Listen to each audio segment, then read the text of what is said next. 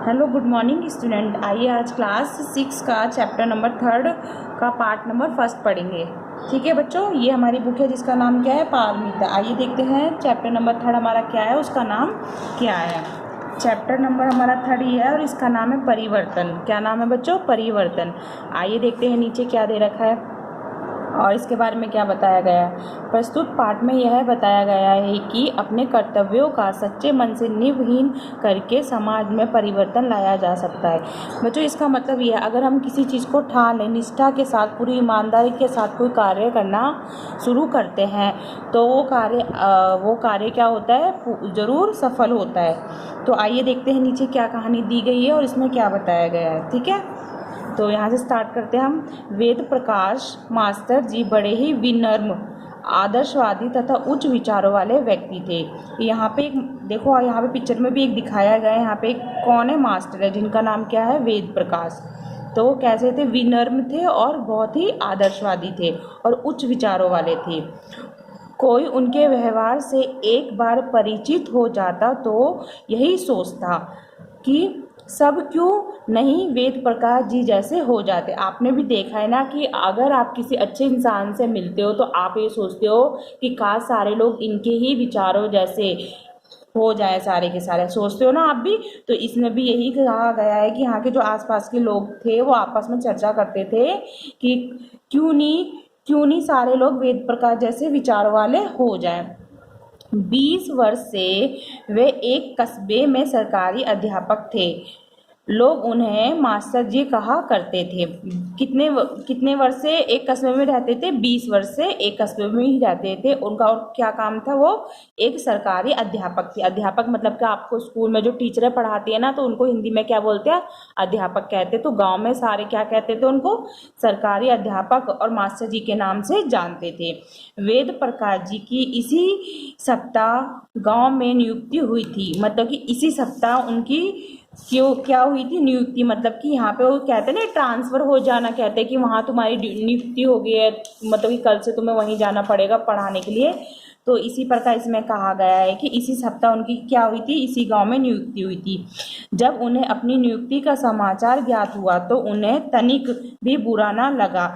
बहुत से लोग सोचते हैं ना कि अगर उनका कहीं ट्रांसफर हो जाता है तो वो यूँ कहता है कि यार वहाँ पे नहीं होना चाहिए था, या ये वहाँ पे नहीं होना चाहिए, ऐसे बोलते हो ना।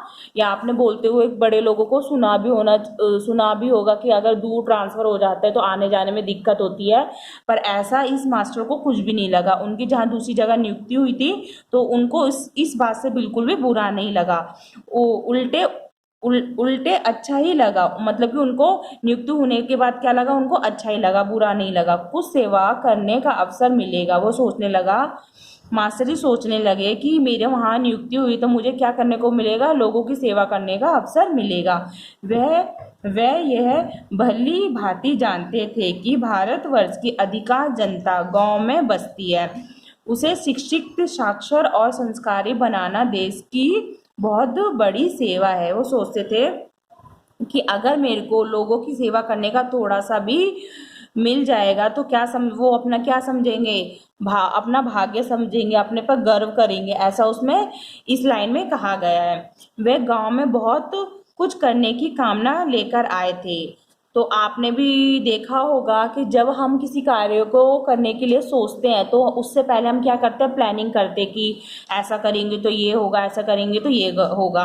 तो मास्टर जी भी जब यहाँ पे आए थे, उनकी नियुक्ति यहाँ हुई थी, तो वो भी क्या करके आए थे, बहुत ही उद्देश्य की कामना करके आए थे कि मैं ऐसा करूँगा।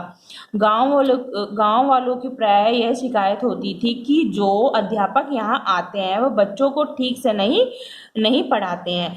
तो जो गांव वाले लोग थे वो क्या कंप्लेन करते हैं, उनको क्या शिकायत करते हैं कि यहाँ पे जो भी अध्यापक आते हैं वो यहाँ पे ढंग से नहीं पढ़ाते। अधिकतर अधिकतर छुट्टी पर ही रहते हैं। अधिकतर अध्यापक जो यहाँ पे पढ़ाने आते हैं वो आए दिन क्या करते हैं, आए दिन वो छुट्टी पर ही रहते हैं। जैसे एक दिन पढ़ा लिया, 2 दिन नहीं आए, या 2 दिन पढ़ा लिया, 4 दिन नहीं आए, ऐसा ऐसा वो कहते हैं। इस गांव में इस गांव में स्थिति यह थी कि अधिकांश माता पिता अपने बच्चों को पढ़ाना ही नहीं चाहते थे। आप अगर आप किसी कार्य को करते हो और करने में आपका मन नहीं लगता तो उससे तुम दूर हटते जाते हो ना। इसी प्रकार इसमें कहा गया है, जब वो स्कूल भेजते थे अपने बच्चों को और पहले के जो मास्टर थे वो पढ़ाने के लिए आते थे, एक दिन आते थे, 4 दिन नहीं आते थे, तो इससे क्या हो गया था, गांव वालों के मन क्या हो गए थे, दुखी हो गए थे। तो उनके मन में क्या हो गया था कि आधे से ज़्यादा माता पिता अपने बच्चों को पढ़ाना नहीं चाहते थे। इसका प्रमुख कारण था गरीबी। तो इसका एक कारण ये भी था गरीबी। एक तो वो अध्यापक की छुट्टी करने से भी परेशान थे और दूसरा वो गरीब थे, इस मारे वो अपने बच्चों को स्कूल नहीं भेज पा रहे थे। छोटे छोटे बच्चों को काम पर लगा दिया जाता। जब वो पढ़ने और लिखने नहीं जाते थे तो उनको क्या कर देते थे, छोटे मोटे कामों में लगा देते थे। आपने देखा है ना, जो बच्चे पढ़ते नहीं है, ये जो अनाथ होते हैं, तो आपने छोटी छोटी दुकानों पे चाय के बर्तन धोते हुए देखा है, झाड़ू मारते हुए देखा है। इसी प्रकार छोटे मोटे काम के लिए भी गाँव के लोग अपने बच्चों को लगा देते थे, जिससे परिवार की आय हो जाती थी। तो क्या, जैसे आप किसी को काम पे लगाते हैं तो हम किसी के अंडर में काम करते हैं, तो काम करने के बाद वो क्या देते हैं, पैसे देते हैं। इसी प्रकार इसमें भी कहा गया है कि जब बच्चे किसी काम को, जब वो काम करते थे तो थोड़ा बहुत उनको पैसा मिल जाता था और पैसे से क्या होता था, उनके परिवार का क्या होता था, पालन पोषण हो जाता था। उनके पढ़ने लिखने की बात को कोई महत्व ही नहीं देता था। मतलब कि कोई भी माता पिता आस पड़ोस भी कोई उनकी पढ़ने लिखने की बात पे महत्व नहीं देते थे। मास्टर साहब के सामने अनेक चुनौतियां थी। जब मास्टर साहब की जब यहाँ नियुक्ति हुई थी तो उनके सामने बहुत सारी समस्या थी, जैसे गरीबी की होगी, बच्चों की पढ़ने लिखने की होगी, मतलब ऐसी अनेक परेशानियां थी उनके सामने। पर वे हार मानने वाले ना थे, पर उन्होंने हार नहीं मानी। उन्होंने जो कामना लेके आए थे कि इस चीज़ का यहाँ सुधार करना है, तो उनके मन में वो उद्देश्य था और उन्होंने हार मानना नहीं छोड़ा। बच्चों को विकसित न होने देने का मूल कारण क्या है, कहाँ है, वे इसे भली प्रकार जान गए थे। यह बात पूरी तरह से सिद्ध हो गई थी कि जब तक पोढ़ों के विचारों में, इसका मतलब होता है बच्चों, बड़े बुजुर्ग होते हैं ना वो, ठीक है, तो जब तक उनके विचारों में परिवर्तन ना किया जाए। आपने देखा है ना, पुराने ज़मानों के लोग बहुत ही पुरानी बातें करते हैं और आज की जनरेशन के लोग उनके सामने कोई बात रखते हैं तो वो साफ मना कर देते हैं, ऐसे नहीं होना चाहिए, ऐसे नहीं होना चाहिए। तो इसी प्रकार तो जो मास्टर जी थे उन्होंने सोचा कि सबसे पहले मुझे क्या करना चाहिए, यहाँ के जो बूढ़े बुजुर्ग लोग हैं, माता पिता हैं, उनके विचारों को पहले मेरे को बदलना पड़ेगा, तब जाके इस गांव का भला हो सकता है। तो सबसे पहले उनका उद्देश्य था कि लोगों का, गांव के सभी लोगों का क्या बदलना है, विचार बदलना है, ठीक है, विचार में परिवर्तन लाना है। उन्हें शिक्षा का महत्व ना समझाया जाएगा। अगर जब तक उन लोगों को शिक्षा का महत्व नहीं समझाया जाएगा तब तक वो समझेंगे नहीं और ना ही वो बच्चों को पढ़ने भेजेंगे। वे अपने बच्चों को इस ओर प्रेरित नहीं करेंगे। जब तक वो अपने बच्चों को, या जब तक हम उनको नहीं समझाएंगे कि पढ़ाई क्या होती है, इससे क्या क्या हो सकता है, जब तक वो नहीं समझेंगे तो वो अपने बच्चों को भी पढ़ाई के लिए प्रेरित नहीं कर पाएंगे।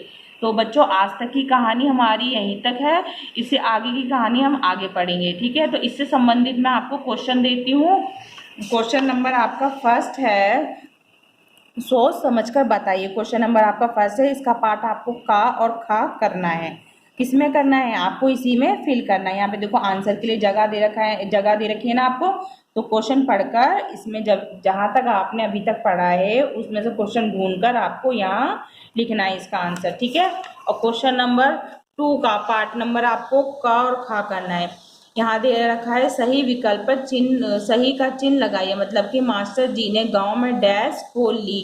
तो आपको नीचे ऑप्शन दे रखे हैं, तो जो ऑप्शन सही होगा उस पर आप क्या लगाओगे, सही का निशान लगाओगे। तो क्वेश्चन नंबर आपको फर्स्ट और सेकंड के का और खा पार्ट करने हैं। जब बच्चों लाइव क्लास होगी तब मैं आपसे ये सभी प्रश्न पूछूंगी। तो आगे की कहानी हम नेक्स्ट पार्ट में पढ़ेंगे। आज के लिए बस इतना ही।